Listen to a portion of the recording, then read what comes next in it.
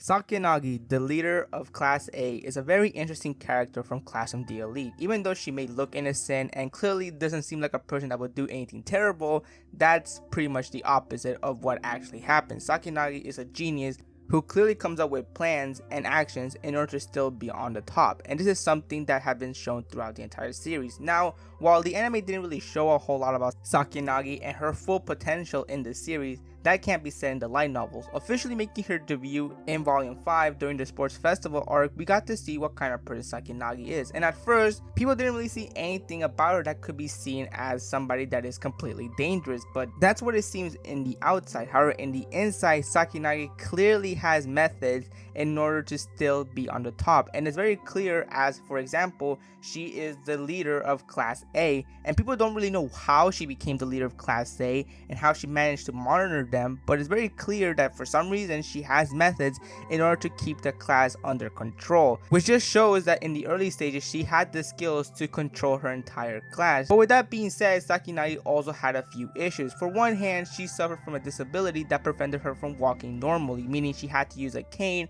in order to walk around the school and in many different places. The other issue that Sakayanagi also faced was her being bored. That's right, Sakayanagi states how, this is something that she's always done. She's always been on the top and has always been successful, something that Sakayanagi does appreciate, but also wishes there was someone at her level. She wishes to have an experience of having to deal with someone who is probably smarter like her, and that is something that Sakayanagi wishes could happen, and her wish would come true because she will find out of a student that belongs in Class D, which is Kiyotaka Anakoji. Now, when she found out that Anakoji was in the same school as her, she got excited, not because Anakoji wasn't your typical high schooler, but because she actually knew Anakoji and who he was. Now you may be saying, how does Sakayanagi know who Anakoji is? Well, there actually was a backstory to this. In Volume 11, they explained how Sakayanagi visited the White Room. Now, the only way she visited the White Room was because her father, which was actually the director of the school that Anakoji and her go to, knew Anakoji's dad, the person who runs the White Room. So she visited this White Room, and at first she didn't really seem interested in it, as she believed, according to her,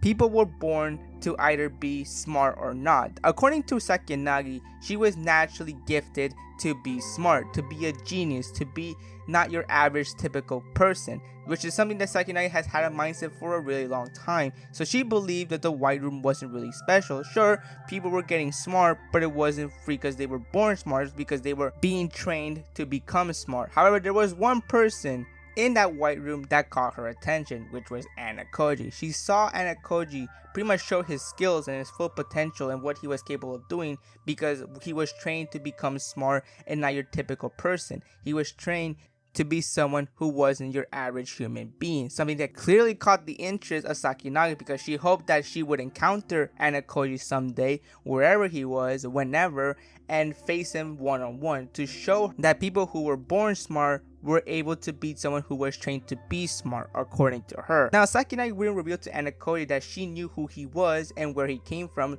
until the end of Volume 5. Towards the end, after the Sports Festival arc finishes, she confronts Anakoji one-to-one. At first, Anakoji has no idea why she decided to talk to him, but it was very clear that something was up. When Sakayanagi mentioned who Anakoji was and that she knew that he belonged to the White Room and that he was from the White Room, he was actually shocked. This was the first time we saw Anakoji actually be surprised that someone knew who he actually was. Something that he didn't really acknowledge at first, but then realized that yeah, Sakayanagi knew who he was. And he didn't really know how she got this info. He first thought that she was from the White Room, but clearly, due to him having a good memory, he never saw her be involved in the White Room whatsoever. But of course, we as the readers know that the reason how she knows this is because, well, she visited the White Room before because her father knew Anakoji's dad. And as the series goes on, Sakayanagi challenges Anakoji to a one-to-one to see who is actually the smartest person out there. Something that Anakoji at first did not want to do because he doesn't want to,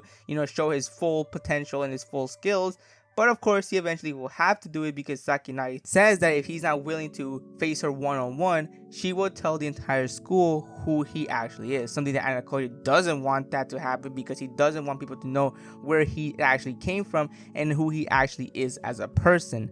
which just shows you what kind of person Sakayanagi is. Sakayanagi clearly makes the orders. If you are not satisfied with what she wants you to do, it's not going to end well, and whenever her mind is made, there's no turning back. Clearly, she's the kind of person that once she says something, it's going to actually happen. And probably the most scary thing about Sakayanagi is the fact that she treats this as a game, as entertainment, as something that she just loves doing because it entertains her, which clearly just shows the mindset Sakayanagi has. Once she found out Anna Koji was in the same school as her, she realized that she was going to have a very interesting experience, because she realizes that Anna Koji isn't your average person. And while there's other students out there who are also clearly have knowledge and also are very smart, like for example people like Ryuen, people like Ichinose, her attention is mostly on Anna Koji, mainly due to his background, which makes the relationship kind of interesting, because on one hand she wants to take down Anna Koji, she wants to defeat Anna Koji no matter what, but on the other hand it seems that she's really interested in Anna Koji. Whenever there's an interaction between her and Anna Koji,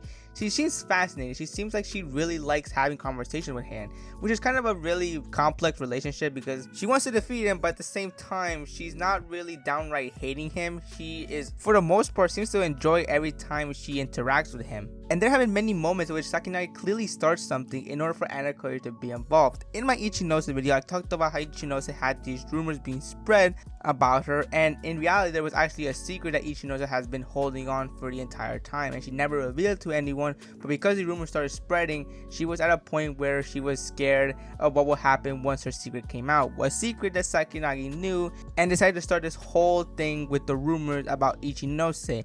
And the only reason why she did it wasn't because she wanted to take down Ichinose, was actually because she wanted Anna Koji to be involved. What was he capable of doing in this situation? What was he going to do to save Ichinose? That was what interests Sakayanagi, and Anna Koji did get himself involved in the situation because he knew from the start that there was something going on, that clearly Sakayanagi had some sort of doing in this whole situation. And just as Sakayanagi expected, Anna Koji solved that whole situation involving Ichinose and her secret.